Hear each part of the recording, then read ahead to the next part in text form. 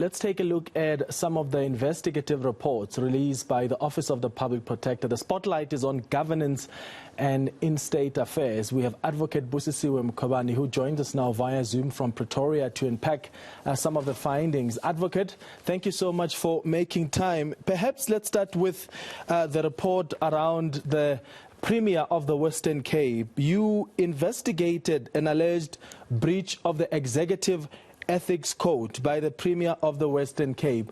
Just tell us about that complaint and what you have found as the Public Protector's Office.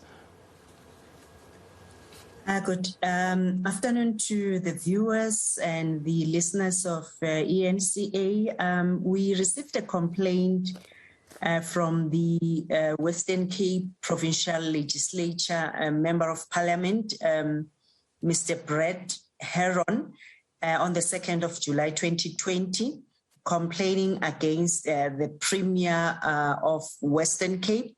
And the complaint was based on the allegations that the Premier acted improperly in how, in fact, whether the Premier failed to act on the allegations of improper conduct by MEC Bredell, which were brought to his attention by the former executive mayor of the municipality, Old Soren municipality, and whether such conduct was improper and constitute a breach of the Executive Ethics Code, and whether the statement made by the Premier to the Parliamentary Portfolio Committee on Cooperative Traditional Affairs in connection with the proposal made by the MEC Bredell to the DA councillors of the municipality on the 12th of December 2019 that they should agree that the municipality is placed under administration, whether those were improper, and if so, whether that conduct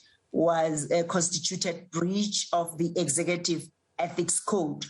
I must indicate that our findings are that on the first issue, whether the Premier, we found that the allegation that the Premier failed to act on the allegations against the MEC contained in the letter by the executive mayor is not substantiated, which is issue one. But then issue two, we found that it is substantiated.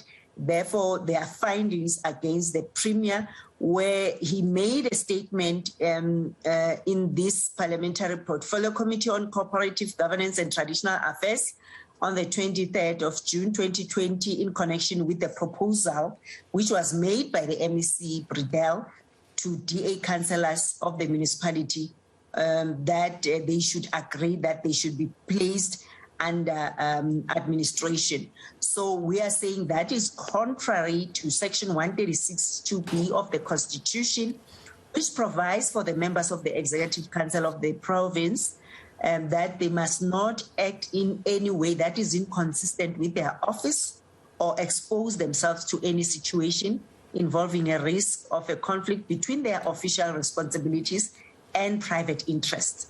And what about Anton Bredell? What did you find then against him? Against him, both matters which we've investigated, whether he failed to take timeous appropriate action in connection with the allegations of improper conduct against officials of the municipality when he was requested by the former executive mayor, Mr. Sylvester, and that he failed to act timeously. I mean, he took 10 months after the serious allegations were made to respond to the executive mayor.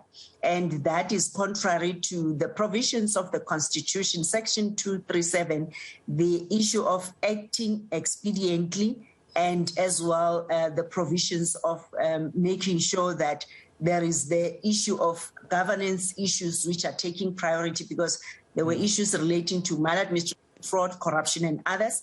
And then the second issue where he then told them that they should agree to be placed under administration, and he was saying it was within his political or private process to do that. But then we are saying, as an MEC, he is bound by this executive member's ethics code, which says he must not act, he should be acting in a particular way. He must not even breach the executive ethics code of ethics, which explains how MECs or the executive should be conducting themselves. So by failing then in that respect, or especially with the actions referred to, which you say were improper, does that mean that he was in breach of the code? Definitely, he was in breach of the code because he failed to act in accordance with the provisions of the code, which requires that they should make sure that they perform their duties and exercise their powers diligently and honestly, fulfill all obligations imposed upon them by the Constitution, act in good faith, and as well the fact that they may not act in a way that is inconsistent with their position. And for the findings are that he acted contrary to the code. Yeah, let's wrap up with the investigation you did. Yeah. Oh, all right, thank you. Let's wrap up with the investigation you did into the Knysna local municipality. You were investigating allegations of improper conduct and maladministration by that municipality. My understanding is 58 million rand was spent without following fair and competitive processes. What did you find?